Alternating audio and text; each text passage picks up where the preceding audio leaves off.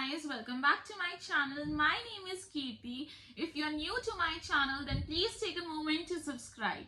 Well, in this video, I will be discussing about whole visa process of going to Canada plus cost, right from your IELTS preparation to you land in Canada. So let's begin.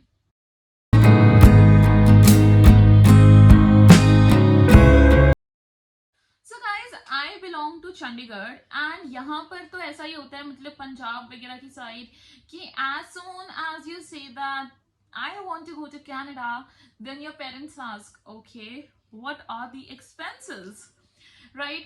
तो यहाँ पर भी ऐसा ही scene था कि ठीक है, जाने से पहले, कुछ करने से पहले वी हैव टू कैलकुलेट कि यार कितना का खर्चा आ जाएगा एंड क्या बजट है, लोन लेना पड़ेगा या नहीं, लोन लेना है तो कहाँ से लेना है, एंड ये कुछ चीजें।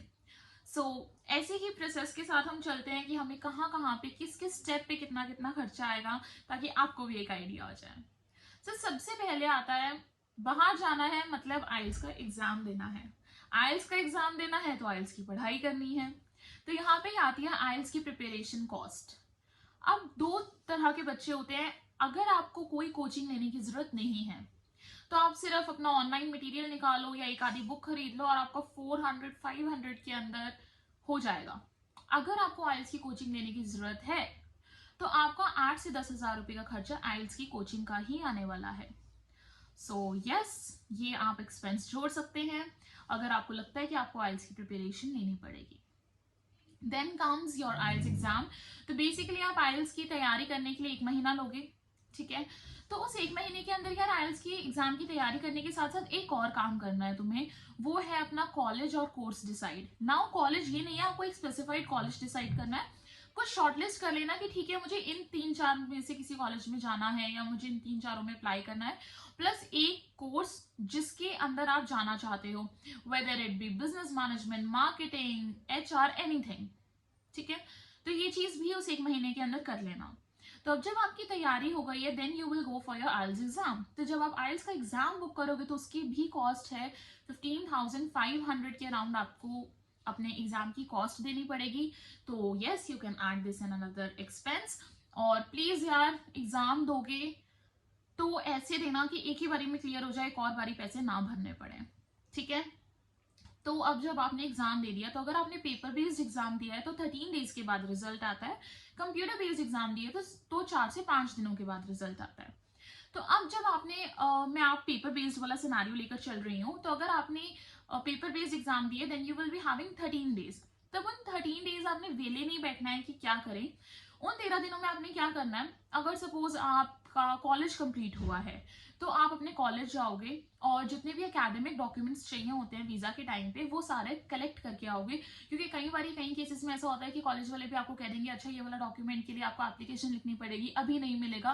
तो इसलिए उस टाइम पे एंड मोमेंट पे डिले ना हो, ये काम आप अभी करके रखना। प्रॉपर क्या डॉक्यूमेंट्स चाहिए होते हैं एकेडमिक के वीजा फाइलिंग के टाइम पे, तो क्या क्या डॉक्यूमेंट्स रिक्वायर होते हैं, इसकी मैंने फुल फ्लैश वीडियो बनाई है जो कि मैं आई बटन में लिंक कर दूंगी, और ऑल्सो आपको लिंक जो है वो डिस्क्रिप्शन में मिल जाएगा, ठीक है। तो और अगर आप 12th के बाद बाहर जा रहे हैं तो अगेन 12th के लिए क्या क्या डॉक्यूमेंट्स होते हैं वो भी उसमें मेंशन है। तो उसके बाद ऑफ कोर्स आपका रिजल्ट आ जाएगा एंड आई विश आपका रिजल्ट अच्छा है। उसके बाद आता है कॉलेज एप्लीकेशन। तो अब कहाँ पे किन किन कॉलेजेस में अप्लाई करना है, अगर तो आप खुद कर रहे हो then it's a different case, but maximum students of course agents के पास जाते हैं। तो आप कौन सी इमिग्रेशन और कंसल्टेंसी चूज कर रहे हैं ये आपके ऊपर डिपेंड करता है कि आपका खर्चा बढ़ेगा या घटेगा। अगर बहुत सी कंसल्टेंसीज ऐसी हैं जो फ्री सर्विसेज प्रोवाइड करती हैं, क्योंकि एट द एंड एजेंट्स को पैसा आ जाता है, जिस भी कॉलेज में आप एडमिशन लोगे वहां से कमीशन आता ही आता है, ठीक है। और कई कंसल्टेंसीज ऐसे भी हैं जो आपको कहेंगे कि हम आपकी वीजा फाइलिंग करेंगे बट हमारी कुछ 20,000-25,000 चार्जेस हैं। तो यस यार, मैं यही सजेस्ट करूंगी कि वहां पे जाओ जहां पर फ्री में हो जाता है काम। मैंने IDP से लगवाई थी। It is a very good consultancy, no paid promotions, but yes वहां पर कुछ लोग ऐसे भी हैं जो बहुत लेजी हैं, या फिर जिस दिन आपको अप्लाई करना होगा उस दिन छुट्टी मारकर बैठ जाते हैं। तो इन चीज़ों का थोड़ा सा ध्यान रखना, आप खुद अवेयर रहो, क्योंकि of course it's your file, right. तो अब आते हैं कॉलेज एप्लीकेशन फीस के ऊपर। तो यार ऑफकोर्स मैं हमेशा यही बोलूंगी, कॉम्बिनेशन ऐसा चूज करो कि अगर आप 2 कॉलेजेस ऐसे अप्लाई कर रहे हो जिनकी एप्लीकेशन फीस है तो 2 ऐसे अप्लाई करो जिनकी एप्लीकेशन फीस नहीं है, फॉर योर बैकअप, ठीक है। तो अगर आप 4 कॉलेजेस में अप्लाई करते हो, 2 की एप्लीकेशन फीस है, 100 कैनेडियन डॉलर्स फीस होती ही होती है, तो 12,000 रुपीज उसका खर्चा भी आ जाएगा। अब आपने अप्लाई कर दिया, now you have 1 month, usually 1 या 1.5 मंथ तक आपकी ऑफर लेटर आ जाती है। तो वो टाइम बिल्कुल फ्री बैठने का नहीं है। उस टाइम पे अब आपको क्या करना है, अपने पेरेंट्स के साथ या जो भी प्रोसीजर है जहाँ से आप पैसे पे करने वाले हो उसको डिस्कस करो। ठीक है, लोन लेना है तो लोन के लिए अप्लाई करो, या पता करो, या फिर अगर आपकी सेविंग्स वगैरह है तो जो भी अपने फंड्स मैनेज करो। एक बार ये ऑफर लेटर आ गई, इसके बाद खर्चा खड़ा हो जाएगा, आपको अपनी देनी होती है 2 सेमेस्टर्स की फीस।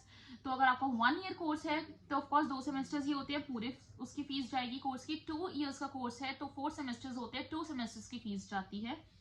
अगर हम बात करें फीस की, तो फीस यूजुअली आपकी रहती है 16,000 to 18,000 Canadian dollars, that is approximately 10 to 11 lakhs in Indian currency. तो अगेन ये भी एक एक्सपेंस आ जाता है। इस चीज के बाद आपकी आती है जीआईसी।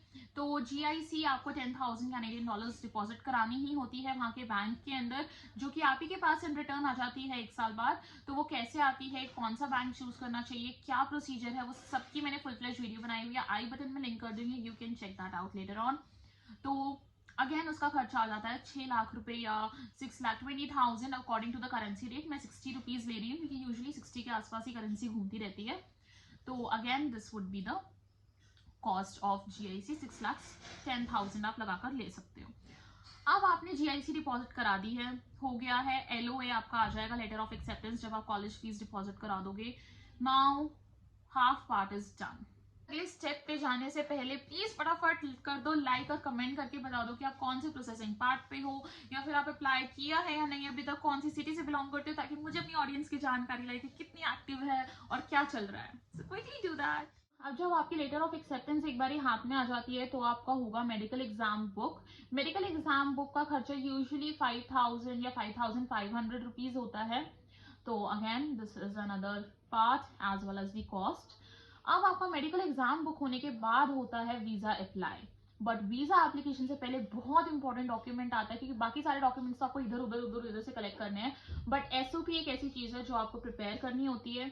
तो उसको प्रिपरेशन मेडिकल एग्जाम जैसे ही बुक हो जाता है आपका, उसके बाद अपनी एसओपी प्रिपेयर करना शुरू कर दो। कैसे एसओपी लिखनी है, क्या फॉर्मेट है, हर चीज की फुल फ्लेज वीडियो मैंने बहुत डिटेल्ड वीडियो बनाई है, जिसका लिंक मैं आई बटन एंड डिस्क्रिप्शन दोनों में डाल दूंगी। If you want me to write your SOP then of course you can contact me. आपको मेरा इंस्टाग्राम हैंडल, ईमेल आईडी सब कुछ डिस्क्रिप्शन में मिल जाएगा and you can DM me over there.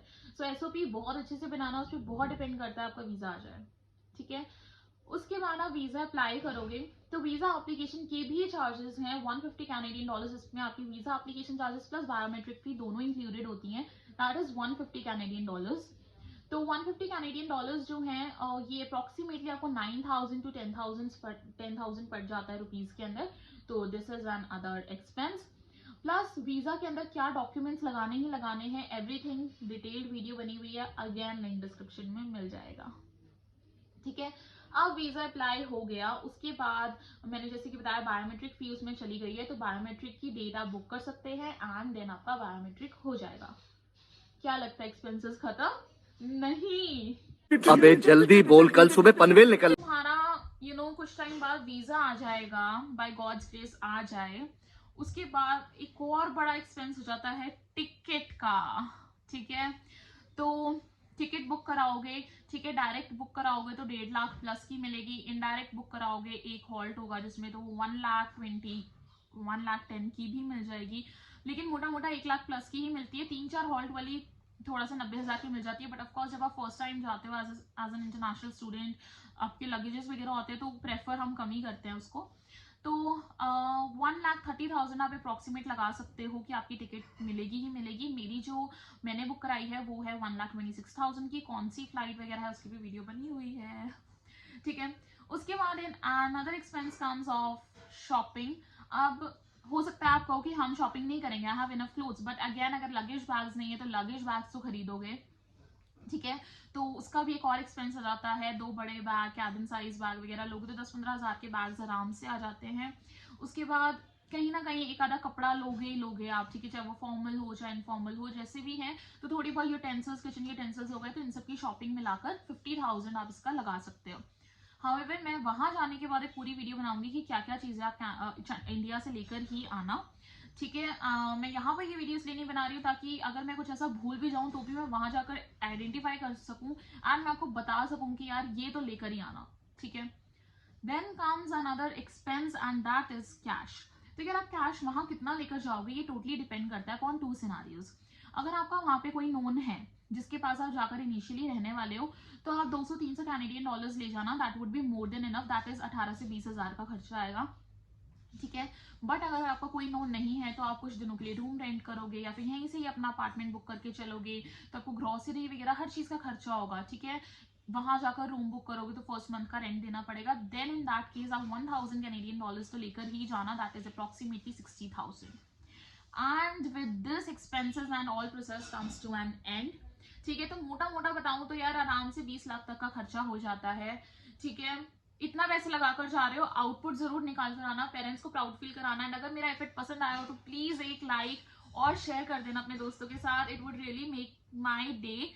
And with this let's end this video and subscribe कर लेना, जुड़े रहना मेरे साथ क्योंकि कनाडा से रिलेटेड बहुत सारी वीडियोस आने वाली हैं। Till then take care, bye bye.